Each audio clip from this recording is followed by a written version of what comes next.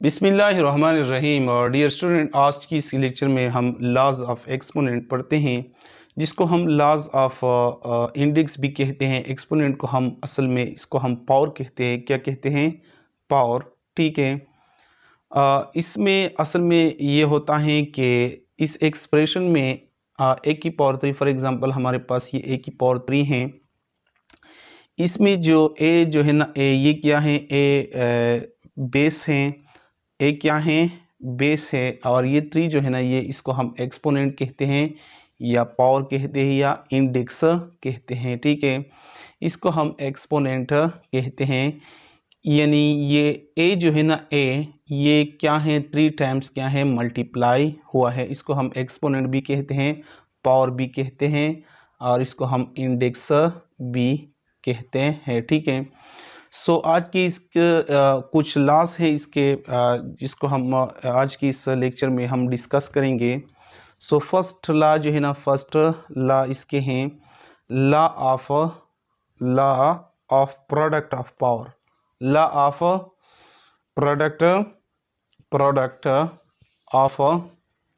Of power यानी power या exponent. ठीक है। Law of product of power जो है ना, इसमें असल में ये होता है कि इसमें बेसिस जो है ना, बेसिस क्या होता है? सेम होता है। इसमें इस तरह होता है, when base are equal then power are added. जब बेसिस क्या होता है? सेम होता है, तो इसमें पावर जो है ना, ये एक्सपोनेंट जो है ना, वो फिर क्या होती हैं? वो जमा होती हैं। जैसे कि ए की पावर एम ज़रबे ए की पावर एन, ये जो है ना, ये ए की पावर एम ज़रबे ए की पावर एन, इसको हम इस तरह लिखते हैं। इसका जो जनरल फार्मूला है, ए की पावर एम जमा एन, यानी ये क्या है? ये हमारे पास प्रोडक्ट ऑफ पावर हैं। ठीक है, law of product of power हैं। जैसे कि एग्जांपल है कि 8 की पावर 4 ज़रबे 8 की पावर 3, ये हमारे पास एग्जांपल है। यहाँ पे बेस सेम है, 8 4 प्लस 3। ठीक है। सो 8 की पावर 7, इस तरह हम लिख सकते हैं। इसके बाद जो सेकंड है ना, सेकंड क्या है? सेकंड। इसके बाद जो सेकंड लॉ है, वो क्या है? Law of power of product. Law of power of product. Law of product, law of power of product. ठीक है। यानी इसमें क्या होते हैं? इसमें बेसिस जो है ना, बेसिस डिफरेंट होता है, और पावर जो है ना, पावर क्या होती है? वो सेम होता है। यानी इसमें पावर एक होता है और डिफरेंट बेसिस होता है। यानी इसको हम इसके जो जनरल फार्मूला हैं वो कुछ यूँ हैं कि ए ज़रबे बी की पावर 4, इसको हम इस तरह लिख सकते हैं कि ए की पावर 4 ज़रबे बी की पावर 4। ठीक है। सो ये हमारे पास क्या है? Law of power of product. ठीक है, ये law of power of product है। यहाँ पे डिफरेंट बेसिस है, इसका पावर जो है ना, वो 4 हैं। इसको अगर हम इस तरह लिख सकते हैं कि ए की पावर 4 ज़रबे बी की पावर 4। ठीक है। इसके बाद जो थर्ड क्या है? थर्ड लॉ है। थर्ड लॉ, वो लॉ क्या है? वो लॉ है third law, law of power. Law of power of power. यानी जब हम ताकत यानी लॉ ऑफ पावर जो है ना, इसमें इस तरह होती है कि फॉर एग्ज़ाम्पल हमारे पास ए है, ए की पावर 2 है, इसकी पावर 2 है, इस 2 की पावर हम एक और लेता है यानी 4। ठीक है।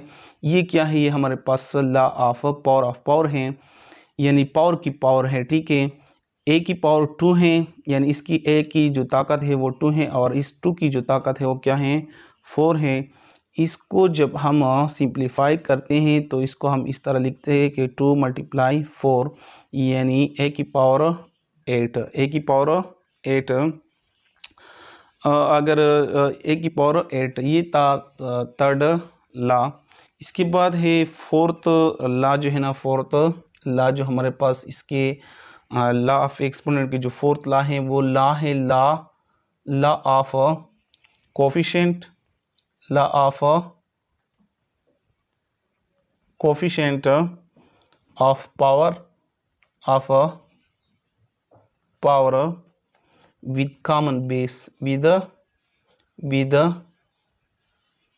common base, यानी law of coefficient of powers with common base, यानी जब बेसिस कोफिशिएंट में जब बेसिस क्या होती है, सेम होती हैं, तो इसके जो पावर है ना वो आपस में क्या होती हैं, वो सब्ट्रैक्ट होती हैं, यानी वो मनफी होता है, यानी n की पावर 4 डिवाइडेड बाई n की पावर 2। ये हमारे पास जो बेसिस है वो क्या है, सेम है।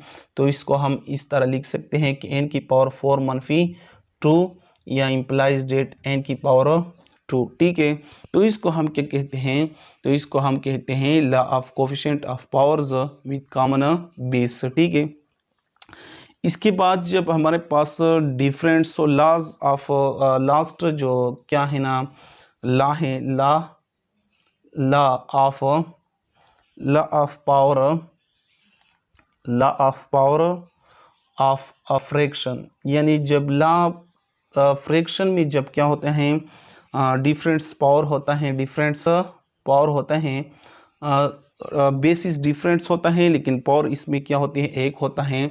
तो इसको हम इस तरह लिख सकते हैं कि a डिवाइडेड बाई बी की पावर फॉर एग्जांपल 4 हो। ठीक है, a डिवाइडेड बाई बी की पावर 4, तो हम इस तरह लिख सकते हैं कि a की पावर 4 डिवाइडेड बाई बी की पावर 4। ठीक है, यानी इस पे अलग अलग पावर लिखेंगे। अगर आप लोगों को ये वीडियो पसंद आई तो इस चैनल को लाइक करें, सब्सक्राइब करें और शेयर करें। अगर आप लोगों की कोई क्वेश्चन हो लॉज ऑफ एक्सपोनेंट में तो प्लीज़ इनबॉक्स में कमेंट्स करें।